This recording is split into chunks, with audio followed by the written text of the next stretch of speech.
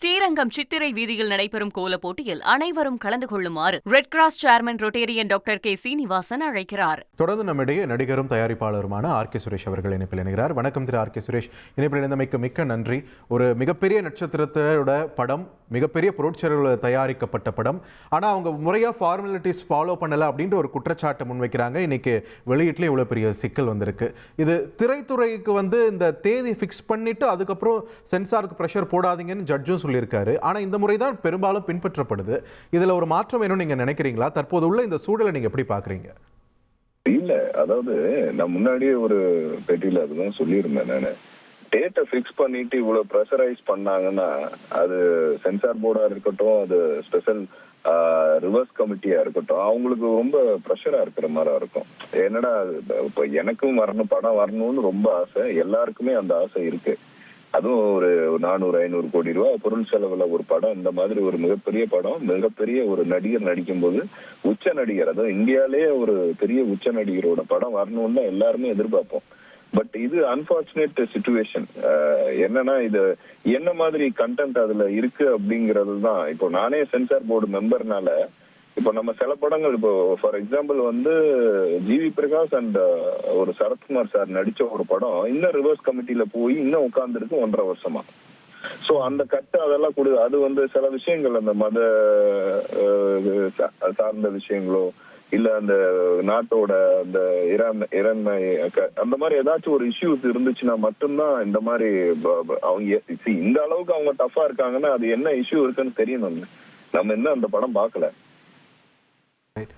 திரு சுரேஷ், இப்போ நீங்களும் ஒரு தயாரிப்பாளர் தான். இந்த மாதிரி மிகப்பெரிய பொருட்செலவு பின்னாடி இருக்கு, இவ்வளோ பெரிய உழைப்பு பின்னாடி இருக்கு.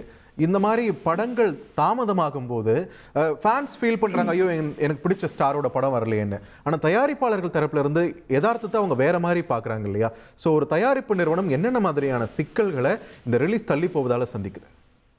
இல்ல, கண்டிப்பா. இப்போ நம்ம ஒரு டேட்டை ஃபிக்ஸ், இப்போ நம்ம ஸ்டுடியோ 9ல வெளியிட்ட படங்கள்லாம் ஒரு டேட் ஃபிக்ஸ் பண்ணிட்டோம். சென்சார் வாங்கினதுக்கு அப்புறம் தான் நான் டேட்டே ஃபிக்ஸ் பண்ணுவோம் ஜென்ரலா.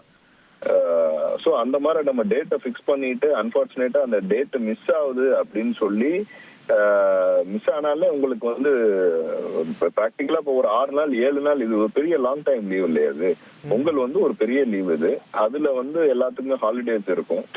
ஸோ அவங்க ரெவென்யூ வைஸும் ரொம்ப பெரிய ரெவென்யூ. அதுவும் விஜய் சாரோட உங்களுக்கு தெரியும், அதோட டிக்கெட் காஸ்டா இருக்கட்டும் எல்லாமே 50 கோடி ரூபாய் வரைக்கும் புக் பண்ணதெல்லாம் திருப்பி கொடுத்திருக்காங்கன்னு சொல்றாங்க. அதுதான் பெரிய ரெவென்யூ அடிபடும். பட் எல்லாம் அவங்க ஃபேன்ஸை பொறுத்த வரைக்கும் அவங்க சொல்ற ஒரே விஷயம் தான், அவரு படம் இன்னைக்கு சார் படம் ரிலீஸ் ஆகுது, அன்னைக்கு தான் பொங்கல்.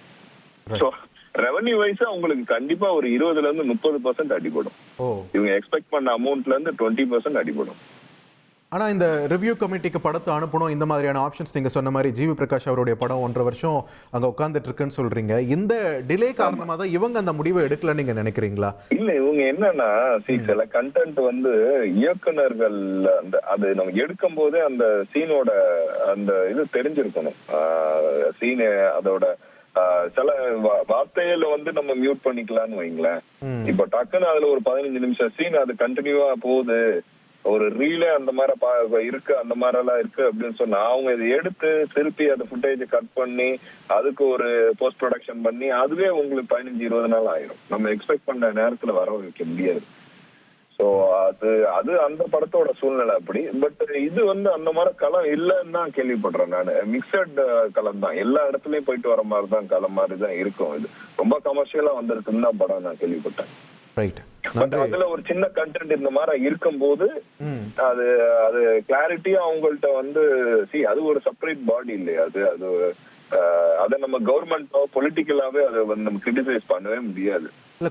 அந்த அளவுக்கு அதிகாரிகள் ஆன்சரபிள் இல்ல. இப்ப நீங்க ஒண்ணுமே இல்ல, அந்த அளவுக்கு அதுவே இப்ப சுப்ரீம் கோர்ட் நெக்ஸ்ட் போறாங்கன்னு வைங்க, ஹைகோர்ட் சொல்லிட்டாங்க, நெக்ஸ்ட் என்ன ஸ்டேஜ்ல அவங்க போவாங்கன்னுங்கிறது ஒரு விஷயம் இருக்குல்ல. ரைட். நன்றி திரு ஆர் கே சுரேஷ். இணைப்பில் பல்வேறு கருத்துக்களையும் தகவல்களையும் பகிர்ந்தமைக்கு. நடிகர் விஜய் அரசியல் தலைவராக பரிணமிக்க தன்னுடைய அரசியல் கட்சியை அறிவித்த பின்னர் கடைசியாக ஒரு படம் வெளியாகிறது. ஜனநாயகன் தான் தன்னுடைய கடைசி படம் என்று அறிவிக்க மிகுந்த எதிர்பார்ப்புக்கிடையே ரசிகர்கள் காத்து கொண்டிருந்த நிலையில் இந்த பொங்கலுக்கு படம் வெளியாகவில்லை என்ற ஒரு சூழல் தற்போது வந்திருக்கிறது.